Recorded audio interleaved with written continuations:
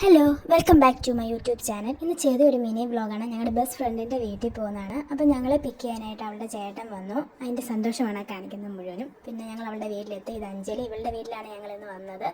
അപ്പോൾ കഥ വന്ന് ഞങ്ങൾ ചെന്നപ്പോഴത്തേന് അവളുടെ കുക്കൂനിയാണ് കണ്ടത്. കുക്കൂനി ഞങ്ങളെ കണ്ടതിൻ്റെ ദേഷ്യമാണ്. ആ കുര മുഴുവൻ ഭയങ്കര ദേഷ്യമായിരുന്നു.